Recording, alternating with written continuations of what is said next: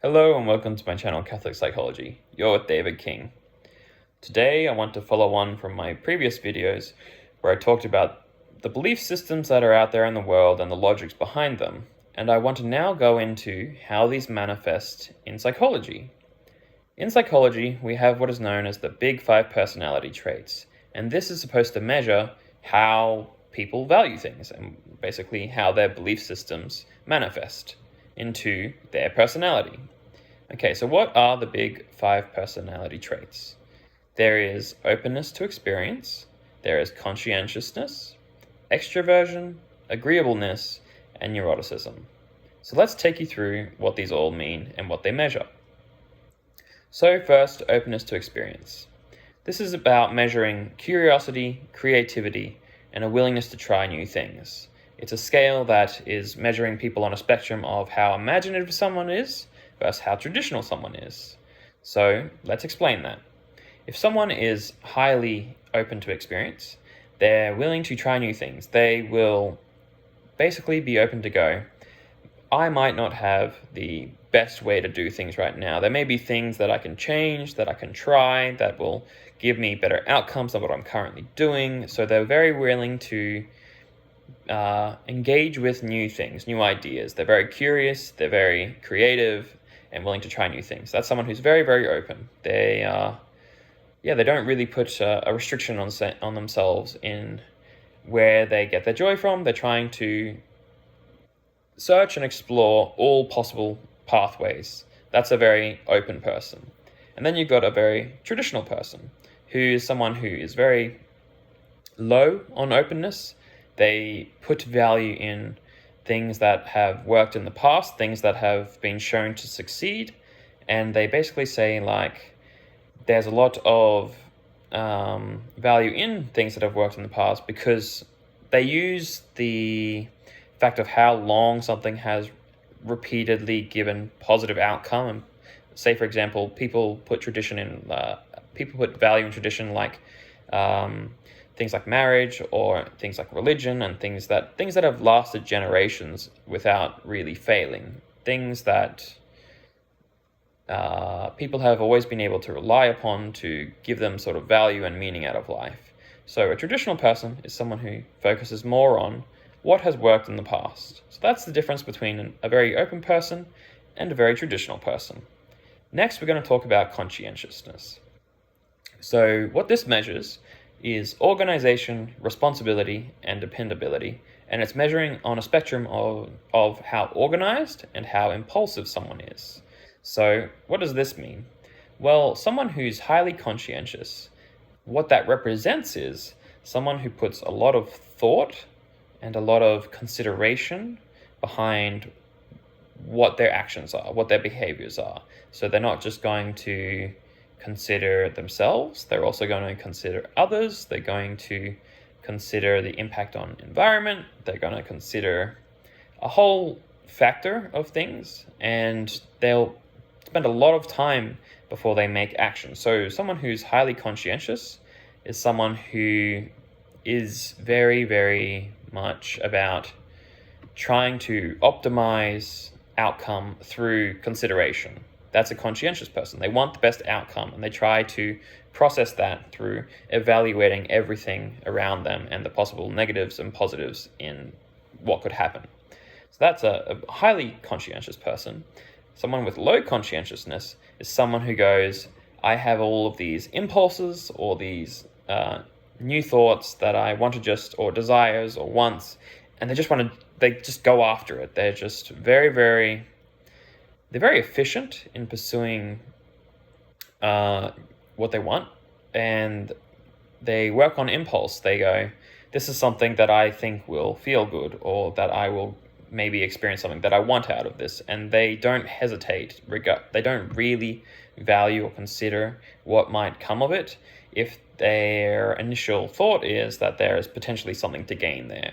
So someone with low conscientiousness is very, very impulsive, very willing to just go for things, even without, considering possible negative and positive outcomes. So that's the difference between low and high conscientiousness. Now we're going to talk about extroversion. Extroversion measures sociability, assertiveness, and energy levels, and it's measured on a spectrum of energetic versus reserved. So, what does that mean? Well, sociability and assertiveness is basically how much someone is willing to interact with people, how much someone values community and being a part of something, and how much they value and enjoy spending time around others, whether that be being the spotlight of a party sort of thing. A highly extroverted person is someone they get a lot of energy being around people. They really reward themselves for engaging with people, and they just love being sociable, and they don't worry about making themselves known, speaking up on their opinions, because they want to make themselves they want to express themselves. They want to let people know who they are. They really value other people's opinions. They love community. They love being sociable and being part of something. That's a very highly extroverted person. They're very energetic. They get a lot of energy from people. And then on the other end of the spectrum, you have someone who's reserved or more introverted, someone who is perhaps not so sociable, not so assertive. They keep to themselves. They don't really want to make an impression. Maybe there's someone who hides in the background, who just, is very content just being by themselves, who they're more energized and more at peace when, they don't have to have all the attention. They just can be with their thoughts. They are able to just be themselves. They don't really see much reward in engaging with community as much. They may have a few close friends, or they may have people that share interests with them, but they find a lot more peace and homeness in being by themselves, and they don't put as much emphasis on community. They put a lot more on being able to feel at peace by themselves. So that's the difference between a highly extroverted person and a low extroverted person. Then we have agreeableness. So agreeableness is basically how compassionate, trusting, and cooperative someone is. And it's a measuring on a scale of compassion versus analysis. So what this means is an agreeable person is someone who's more empathic, someone who tries to understand where people come from. They really value people's emotions. They want the best for not just themselves, but other people. They try to make decisions that will benefit the greater. And they really value putting trust and gaining trust from other people. They value cooperating with other people and trying to bring about a greater outcome through collective effort. And they're basically someone who, tries to keep the peace. They love harmony, and they really value that, and they work towards that through spending time and effort in building and cultivating a relationship built on trust and mutual respect and kindness and compassion towards each other. Whereas someone who's less agreeable is someone who may look more towards analyzing the best outcome regardless of emotion. So this is someone who basically will prioritize what needs to be done, regardless of what people may think of that, people may feel of that. It's someone who will say, for example, like a low agreeable person is someone who's good at making decisions because they aren't swayed so easily by people's emotions. They don't really hesitate towards making what would otherwise be considered a difficult decision when people if they don't value emotions as highly, they aren't as restricted in going forward and making decisions, because it's not so much about preserving people's emotional states and whatnot. It's more about, doing what is going to produce the best outcome. Someone who's less agreeable is going to do what they think is the best, regardless of what people may think of that. And they don't necessarily need people to trust or cooperate with themselves, because they value a lot of independence and making decisions based on their own thoughts and behaviors. So they don't really put as much stock and as much value in other people's opinions. That is a low agreeable person. And so finally we have neuroticism. So this is measuring emotional stability, sensitivity to stress, and anxiety. It is basically just saying it's measuring how much negative emotion someone feels and how much sort of security they have in themselves and how confident they are.